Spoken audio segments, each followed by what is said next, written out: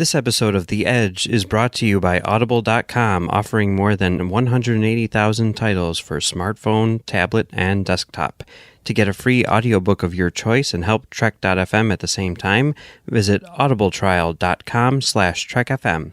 And also by Enterprise in Space, an international program of the nonprofit National Space Society. Find out how you can help science and education and become a virtual crew member aboard the NSS Enterprise Orbiter by visiting enterpriseinspace.org.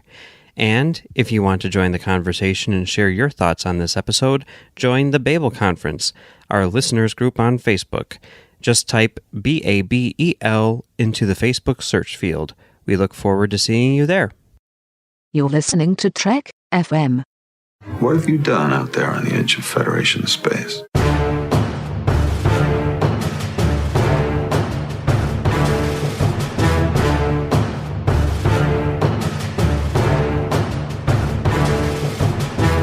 Welcome, listeners, to Postcards from the Edge. I'm your host, Amy Nelson, and with me this week is Patrick Devlin of our newest show on Trek FM, Briar Patch.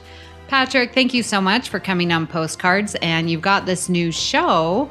So why don't you tell the listeners, in case they haven't had a chance to listen to it, what your show is and what's going on over there at the Briar Patch? All right. So in the Briar Patch, well, first, thank you for having me on Postcards. It's really a pleasure to be here. And on Briar Patch, we basically take a socioeconomic look at Star Trek. So it spans all the series, the movies, everything else. And we look at either the economic side or the sociological side of episodes or principles and how they relate to our world from Star Trek's lens. Yeah, listeners, I've listened to it and it's a great show, so go check it out. But we aren't here talking about Briar Patch. We are here to talk about our newest Star Trek, Discovery, and we've got the fan response for Episode 8, Vis Pacem para Bellum. And please forgive me, I don't know any Latin. I said on the Babel Conference, maybe we should get an English-Latin teacher because this math teacher is not speaking Latin very well. However, thanks to Zach Fruling, we do have a translation. If you want peace, prepare for war. So that's the title there. Now, listeners, if you want to participate and share your response, please post your comments on the Babel Conference. That is our listeners group on Facebook. Just type Babel, B-A-B-E-L, into the search field, and it will come right up. And you'll see I post an envelope. You can see that every Sunday, and so you can put your comments there, and we may read them on the show. After watching this episode, Patrick, what was your initial thoughts on this episode? I loved it, and I was completely confused all at the same time. Right. Most of it was great. I love the planet. I love the new species they found that's not really biological, but is. There were a few other things that I really liked about it, but I was really confused by two major scenes, so I'll go into those first. But first, Tyler's telling her we don't have to stop the war, then you can stay here forever. And then he's like, we have to finish this and we have to get out of here, like 20 seconds later. Didn't really make any sense because Saru changed his mind, he changed his mind, and everything went away. And then the last scene with the Klingons didn't make any sense to me. What was she lying about? What was she caught for? Why would he bring her on if he was going to then punish her 6 seconds later? Like, none of that made any sense. And is Cornwell dead or not? No one really knows. That's a little confusing and up in the air. It seems like she shouldn't be, but she might be. I'm not really sure. But other than that, no, I thought the episode was great. I thought it was well written. I thought it was awesome to see Saru fighting and doing something out of the norm. Seeing him completely peaceful for once instead of always worrying and fearing and everything was amazing. Yeah, definitely. You bring up a lot of points and the fans did as well, so we can discuss them a little bit further. Our listeners had some good initial thoughts. Janessa Chiarda said, I'm thinking I'm just going to refer to this episode as ominous Latin title because that's easier to remember. Completely agree with you there, Janessa. Much easier to say, too. Yes. Christopher Backer says, I really like this episode. It was very original Star Trek. With the Pavins wanting to bring the sides together. I also really liked and sort of felt sorry for Saru. The clarification of General Order 1 makes sense given that we saw on Star Trek with the crew interacting with societies looking for mining rights, etc. Yeah, I think that's kind of an overlooked part of the episode when it's all said and done, that this is... They actually decided between, is this General Order 1 or is this First Contact Protocol? Yeah, there was an interesting discussion there, and I think the fans sort of agreed it was the General Order 1 and that they needed to ask for permission and stuff like that. So it seemed like they were intelligent enough so it wasn't really falling under First Contact. So, right. Yeah. Rebecca Skipper says, I loved how Burnham stood up for herself when accused of bringing the enemy to Discovery, and I think the conversation between her and Tyler shows just how being a prisoner of war impacts a person's psyche. I really wish the Admiral wasn't killed. She didn't deserve that ending. I wanted to see more between her and the captain. I wonder how Saru will ever regain the trust of Michael now. Christopher Lutz says, Star Trek TV with an appropriate budget. Wow. Gorgeous planetary design and dynamic battle scenes. After so many series with clear budget limitations, it's great to see Disco get the resources it needs to be fully realized. Absolutely. It was a gorgeous, well-produced show. I mean, hands down, one of the best. With the battle scenes and the planet and the Klingons. I mean, every minute of it was just eye candy. It was so beautiful. Yeah, it was definitely something that you'd expect more out of a movie than a television show, especially a Star Trek one. Yeah, right? Definitely. I wish TNG had that kind of budget. Yeah, or even Enterprise. I mean, there's that Fraggle Rock episode where they go to a planet and it clearly is blue screen. It was terrible.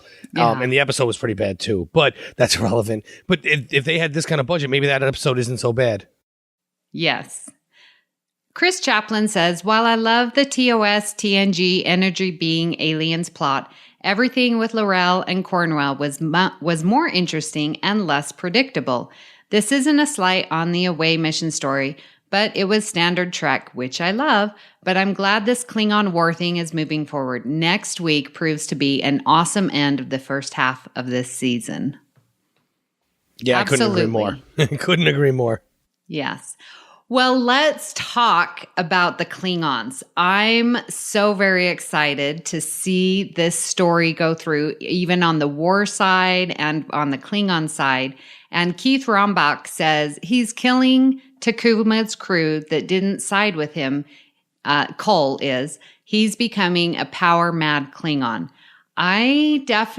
Cole is someone to watch out for. He definitely is on the hunt to be the most powerful in the Klingon. I don't think he's just uniting. I think he wants to be the number one. Yeah, I think his story is great because he's not only having a fight with the Federation, he's fighting within his own ranks to make himself the undisputed leader of the group. Yes, and killing anyone that stands in his way. Yes, absolutely. Dan McWilliams says, I'm crazy curious what L'Rell is really up to. If she wasn't caught, would she have actually defected? And what the heck really happened to Vok? He was driven away. Speaking of, was Tyler speaking with potential double meaning again? I know. The fans are still wanting to know this whole Tyler Vok thing. I don't know. Do you have an opinion after watching this episode now? I don't know. I don't want it to be true with the theories, but I think it could be. And also, this, it does make sense that some of the fan theories that he wouldn't be able to fight his way out after being beat up so long. But who knows? I do like that the whole L'Rell thing, and I do think she's still going to defect, actually. Yeah, I think we are going to see more. And her and the Admiral Cornwell scene was just beautiful. They have good chemistry together, those two, I think. Yeah. Oh, the when she tells her to scream and she finally does, that was perfect. Yeah, it was. And the way that they shot it, the two profiles at each other, it was beautiful. I like that. Yeah, it was really well done. Yes. Caspelita Thompson says, my reading is that she was changing her plans on the fly, talking about L'Rell, taking advantage of Cornwell to get on Discovery. Not sure if it was a real deflection or not. And then making the most of being caught in the quarter when that happened, cutting her losses with Cornwell and moving on to the next best thing. Is Admiral Cornwell really dead, or is there some kind of play? I think they had Laurel and Cornwell had a lot of time in that prison cell. I mean, I think so. It wasn't shown, but they definitely had some time to be conniving and to make their play together. To me, it's too obvious that she makes sure she grabs the weapon so they can fight. That I think she attacked back to knock out Cornwell, but I don't think she killed Cornwell. Yeah. Yeah. And you're right. It was very obvious. And it's like, oh, we're being watched. You better do something. Grab my weapon. Do something quick. Yeah. Yeah. We'll see how that plays out. I can't wait. Christopher Lutz says, it was a strong showing for the Klingons this week. Cole is becoming a favorite, and I enjoyed seeing Laurel try to betray him. The Klingons have yet to disappoint me in their characterizations. I couldn't agree more with the statement. I love everything about the Klingons so far. Yeah, there's so much strategy and going on with the Klingons. I love it. It's like a high stakes game of Risk. Mm-hmm. That's what the Klingons are doing right now, and they're all trying to kind of move their little pieces around the map and hope no one notices they're doing it. Exactly. Yeah. Liam Smart says, I found myself fixated on the Laurel's makeup in her scenes. Bloody amazing makeup job. Oh, oops. I was a little confused about whether she was wanting to defect or whether that was a lie, or whether it was the truth and acting up for Cole was a lie. I guess we'll see. As for the first part, the makeup, her eyes were haunting. Yes. The way they did the makeup around the eyes, the I guess the contacts they put in for her too, and I mean, they felt like they could pierce through you with a single look. The makeup was so well done, and as we've gone over about the rest of the story, I can't wait to see how this ends. Yeah, and with the makeup, so now not only does Mary Chieffo have to be Klingon, but now she has to be a scarred Klingon. You know, with that half of her face gone from when Tyler and Lorca escaped. So David James Christie says, I am not sure what she was planning. She may be a fine interrogator, but her sense of setting up a strategy came off as severely wanting in this episode. She didn't succeed in escape or in gaining vengeance. I mean, well, yet. She hasn't done any of those things yet. Right. It may turn out that it was a success. I think Laurel, with what she did with Vogue and now with Admiral Cornwell, like she's got the long game. Yeah, you can just see it. Yes, she's playing a slow play. This is not. Mm-hmm. She wasn't going to just come up and stab him in the back. She's going to wither away at whatever he has going on until she can get the upper hand. Yeah. So another huge discussion point was Saru. Melina Villaverde Vecchia. Guys, I really do apologize if I slaughter your name. You just send me a private message and tell me how to say your name. I really do apologize. But Melina says, I really like this episode. There were so many things going on.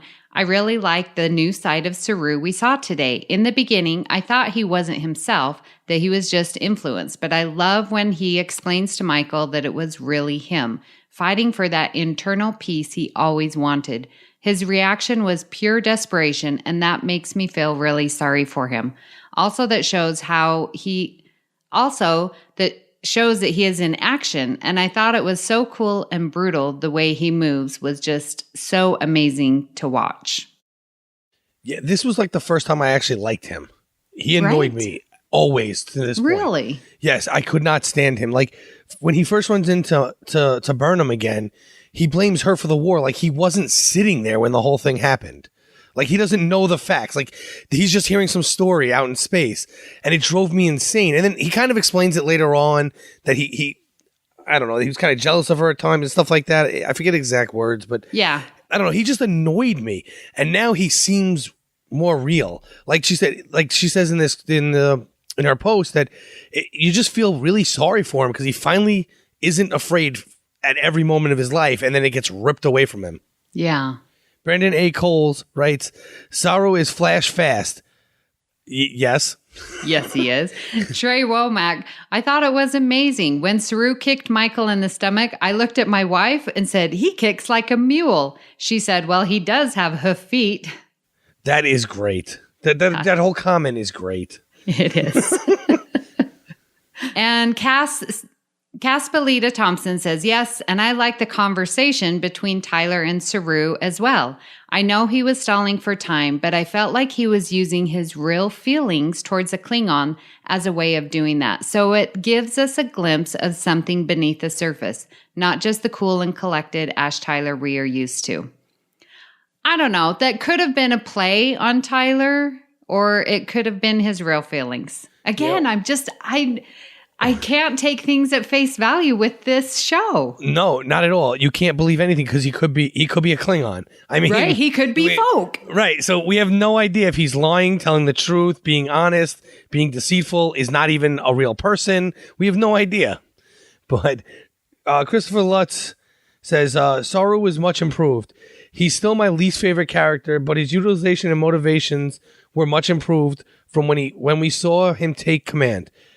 He was selfishly consumed by peace. I feel Saru being a first contact specialist is akin to Wile E. Coyote being a demolitions expert. So true. I know. Come on, Chris. Wile E. Coyote. Oh my gosh, too funny.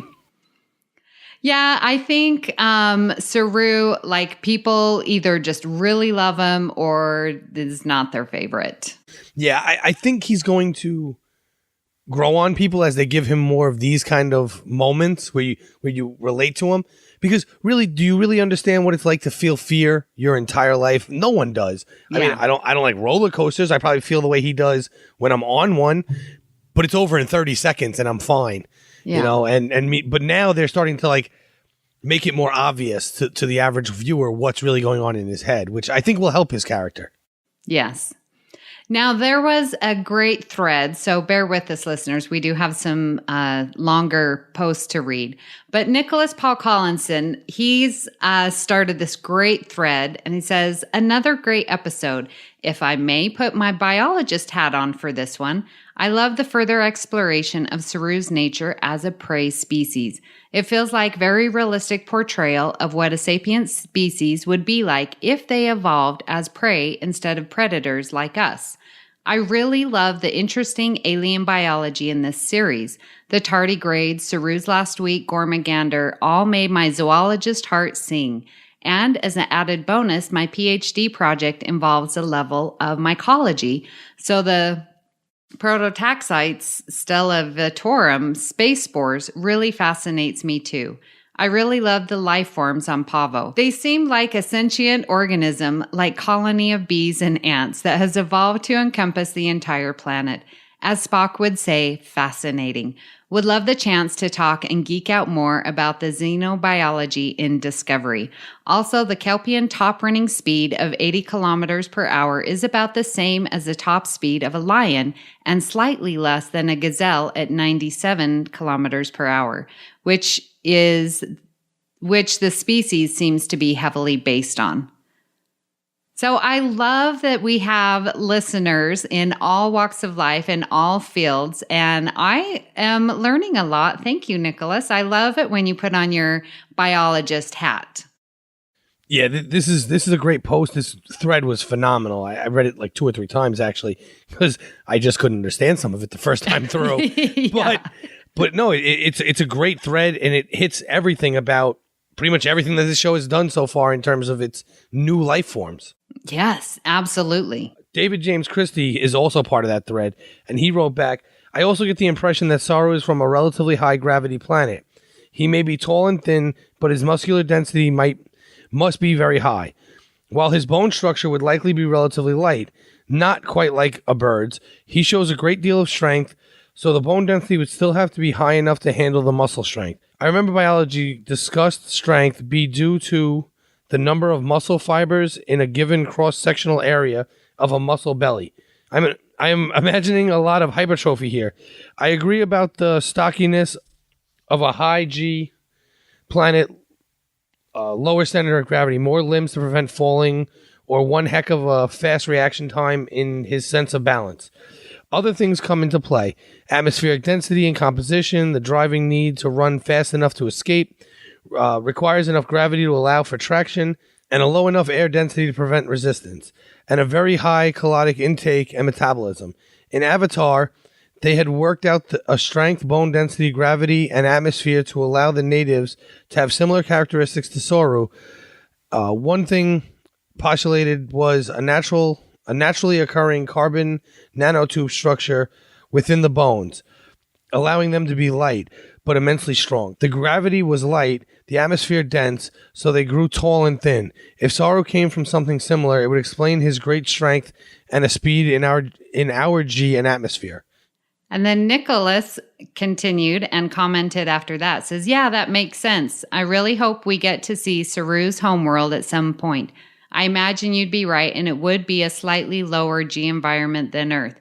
But with a thicker atmosphere, I imagine with mostly savanna-like biomes, which would explain why Kelpians have evolved fast-running speeds as opposed to, say, being really good at climbing trees.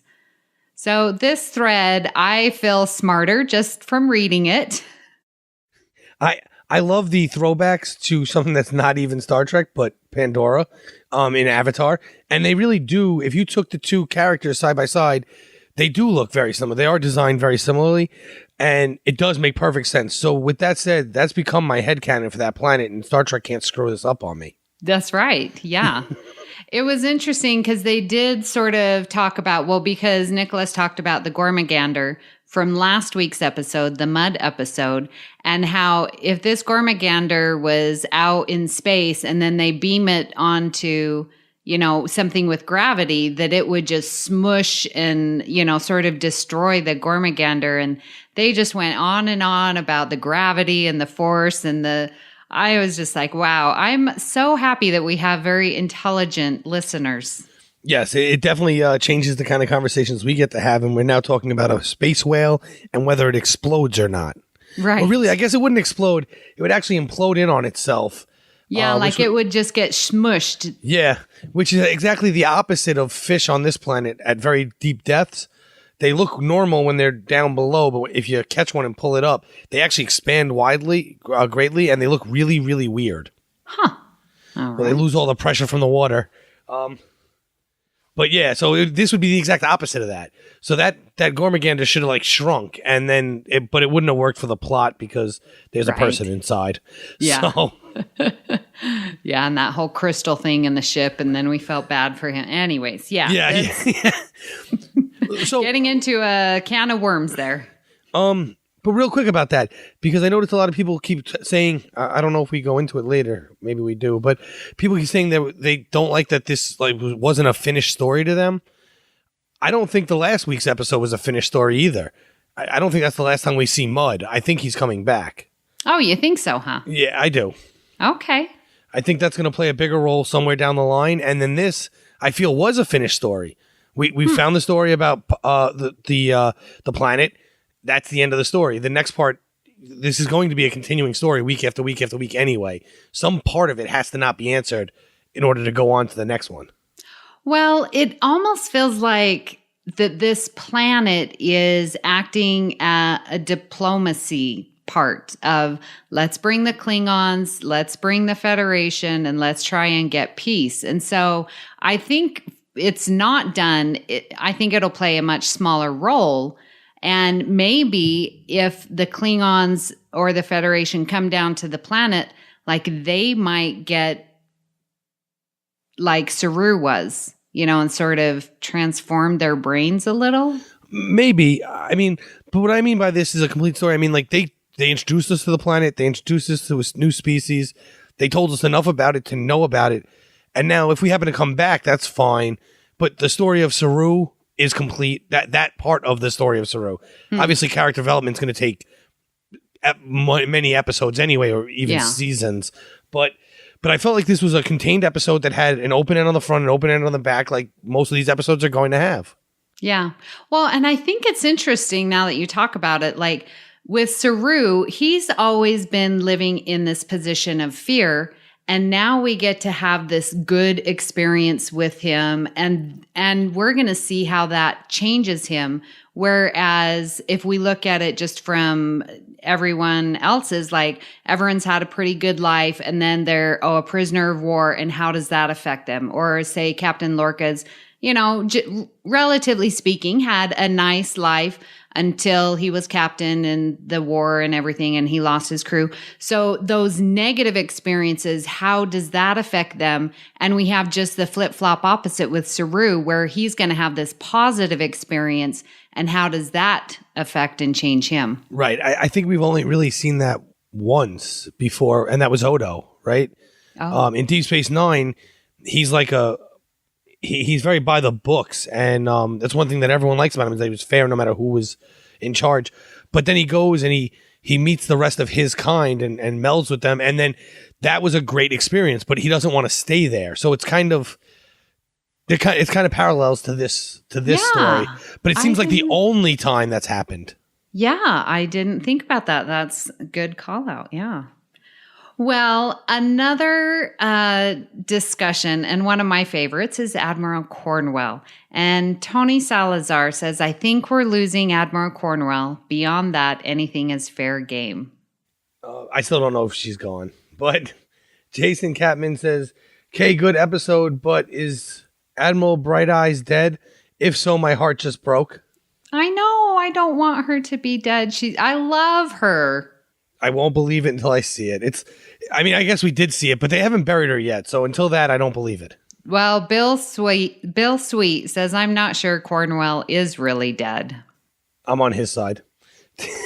Tim Robinson says, why would L'Rell have bothered to put her on the ship if she was dead? Exactly. Right. Yeah, because she drug her to the Sarcophagus ship.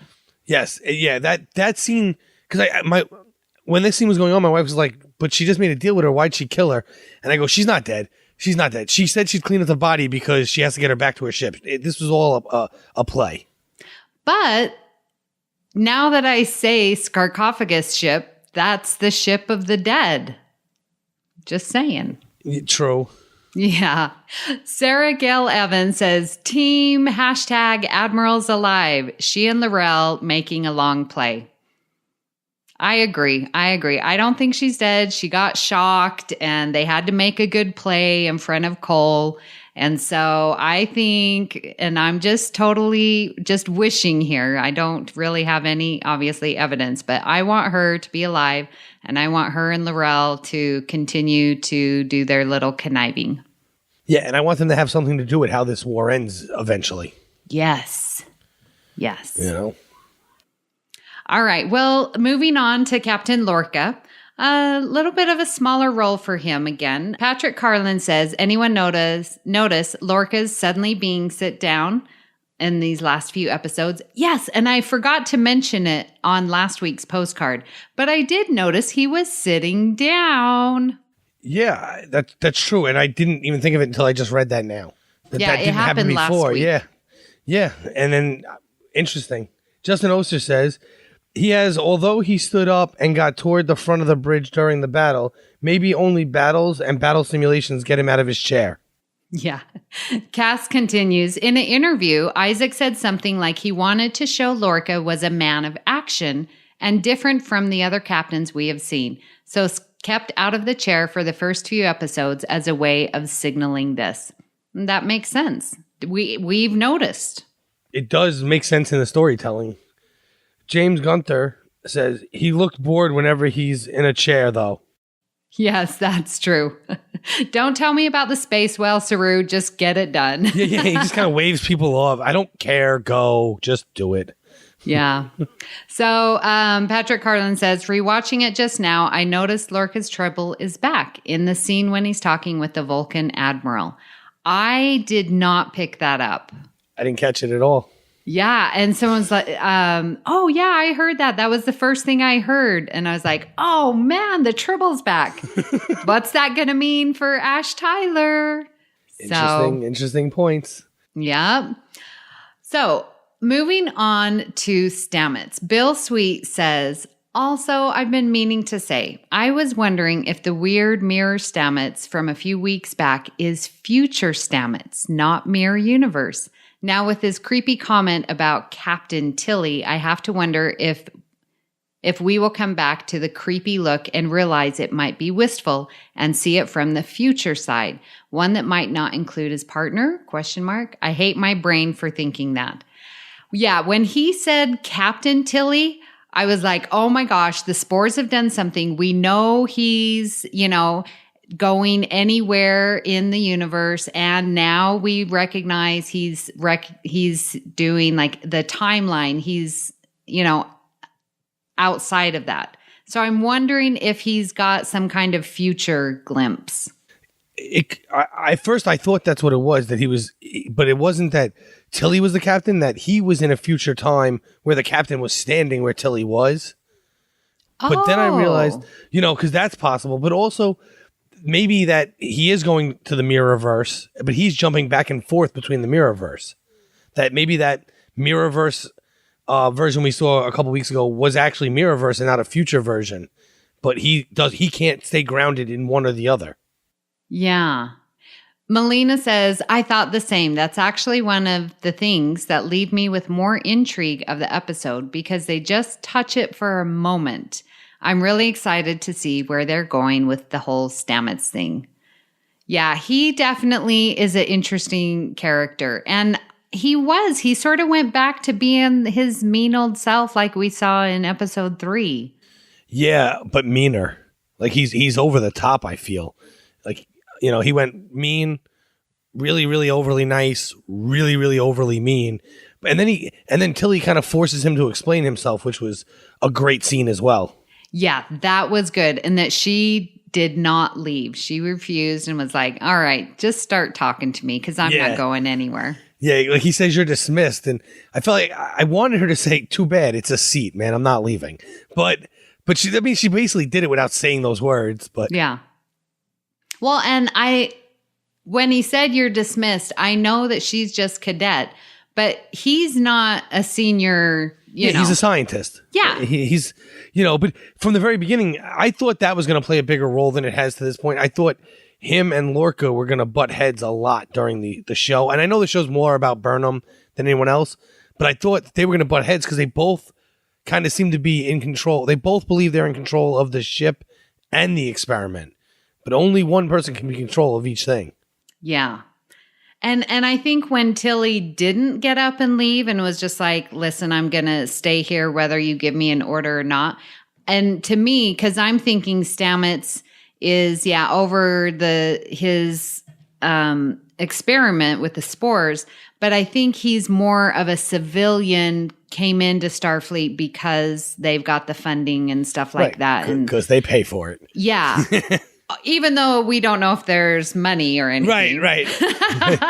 but he can't just get a starship, I guess. And he needs one, and here it is. Yeah, so I sort of, in my mind, was like, okay, this is a nod that Stamets really isn't a high-ranking officer. He's just sort of on the ship like everyone else, and so that's sort of how I took that scene. Yeah, that's interesting. I didn't think of it that way, but it definitely could be perceived that way easily, and probably more right than my version. So, well. Now, on Postcards, we obviously don't read all the positives because there are some questions and concerns, and I think this will lead to a really good discussion. So John Wesley Huff says, I was very confused by what happened on the Klingon ship. I was sure that L'Rell pretended to kill Cornwell. I thought they were just putting on a good show, but I don't understand what lie Cole was talking about later in the episode. Why pledge L'Rell to his house, then punish her? When they said that Cornwell escaped, did they mean from the cell or from the ship? I like this plot line, but just found it disjointed. I was wondering if CBS All Access skipped a scene on me or something. Nope, it's just really confusing. Well, so going back to what lie Cole was talking about in the episode, I think when L'Rell and Cornwell were in there and she was like, scream, and then they scream, and then they're like, okay, the guards are gone. No, you can't. Cole has got ears and bugs everywhere. And so True. I think Cole figured out that Laurel spoke to Cornwell and figured out that she wants to deflect. So I think he knows what Laurel was trying to do. And so I think that was the lie that he caught her in. Okay, so then why put her in your house? Unless you keep your enemies close in your... Exactly. It is all a power play. Completely. Like, you're going to kneel and you're going to accept me, and then bam, I'm taking you out. Yeah, it's I get. As it makes an sense. example to everyone else, like, I know if you try and backstab me, you try and double cross me, I will know about it. And you may think that I'm treating you and rewarding you, but no, you will not double cross me. Yeah, I mean, it makes perfect sense. And it really was a weak plot point that the guards just left.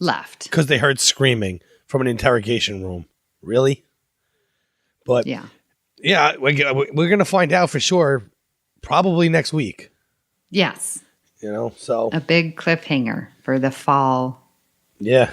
Yeah. Rick Honey said, this episode felt very forced to me. The entire B plot with the Klingon made zero sense and left me wondering if I missed a scene or something.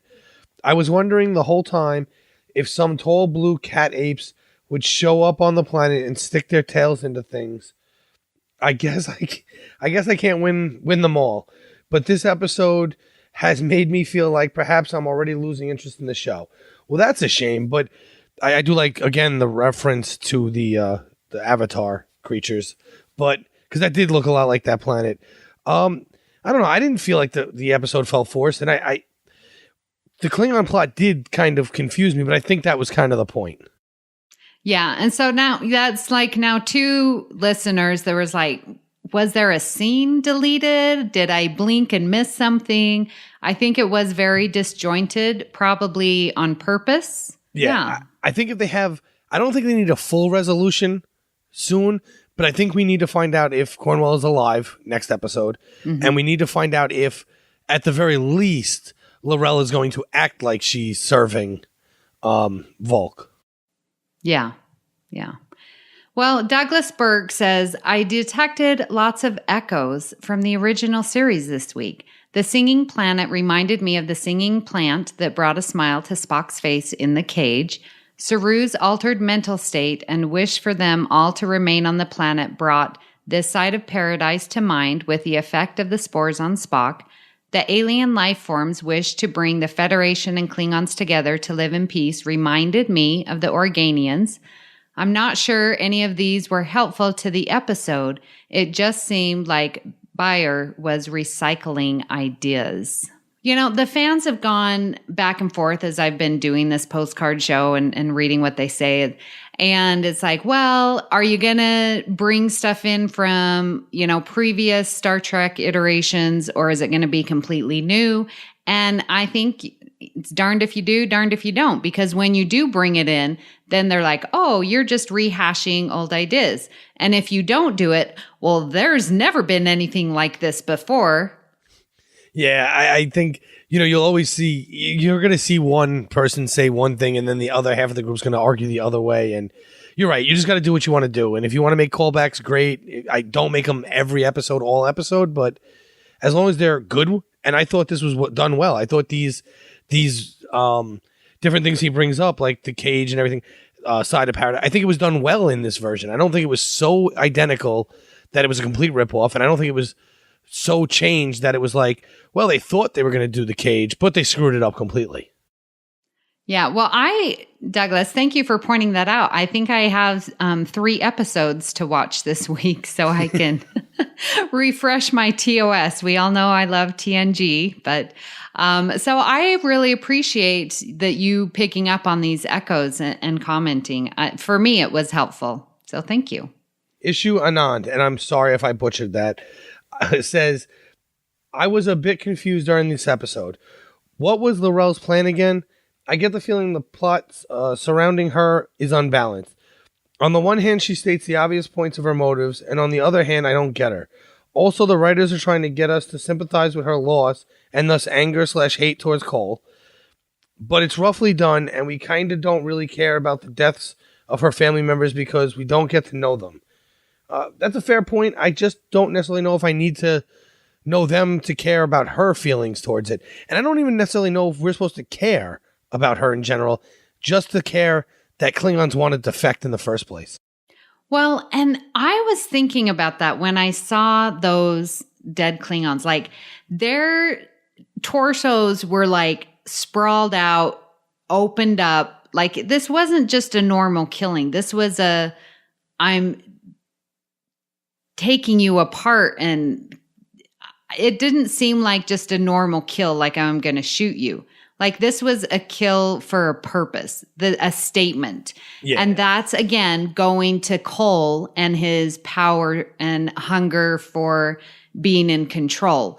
And, I think he knew that L'Rell would see them eventually, and just, again, goes to his wanting all of the power. But then I was thinking, well, why did he take so long to kill them? Like, I didn't understand, because it's now been, 7 months since the Scargophagus ship and the binary battle. Right. The battle of the binary system. Yeah. And so what made right now, because they weren't dead for 6 months. They were freshly killed. Wouldn't you agree? Yeah, absolutely. I don't think he put them in a freezer and brought them out for this. But maybe he did it because he figured he'd test L'Rell. She failed by lying, and then he was going to prove a point. And then, because this part confused me, but I just thought about it just now, maybe he, after killing them, that's why he makes her pledge allegiance and punishes her just to prove again, see, I can even kill your entire family and everyone you care about, and you're still going to be on my side. Yeah, exactly. It's all a power play. That's I think we're getting to know Cole, and definitely through his actions. Well, James Heath says, after the fun standalone episode last week, it was kind of disappointing to follow that with an episode that is mainly preparing us for episode 9. Yeah, I mean, I guess I see it. This is not the normal Star Trek way of telling stories. I just guess I'm used to watching TV this way now, where there's a small contained story within the episode, and there's a lot of loose ends at both sides of that tie in, and then we might not see one of them come up again for another 7-8 episodes or another season. Yeah, exactly. Well, Patrick, after reading through these thoughts, how do you think that the fans responded to this week's episode overall? And tell us your closing thoughts. I think it was pretty good. I mean, I think everyone's points were pretty on par. I think that even the concerns people had, I agree with what they're saying. I just don't necessarily know if it bothers me that it happened that way. Right. So I think everyone pretty much understood the episodes, even if they don't necessarily know they did. And I think that's the main draw in this early in a series. It's more about understanding and seeing how the characters are developing than necessarily understanding the whole arc of the story with it contained in the one episode. Yeah. Yeah, Bill Sweet says, I'll be honest, as someone who's been loving the show enormously, this episode felt a little light. Not quite a full episode. I see it as a setup for the fall finale, but it felt a little weak to me. It definitely had some TOS fill via the Vapor aliens, but no discernible fan service, which was fine. It felt like in-between matter that will hopefully pay off next week.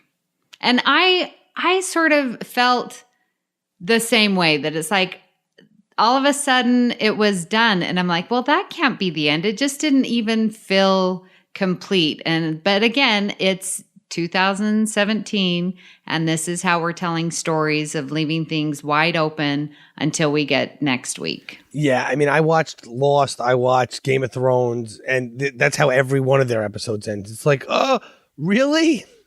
Oh, man, now I got to make sure I'm at my TV on Sunday. Right. Caspolita Thompson says, I was surprised when the credits rolled. I was waiting for some more. I guess I'll get at that next week.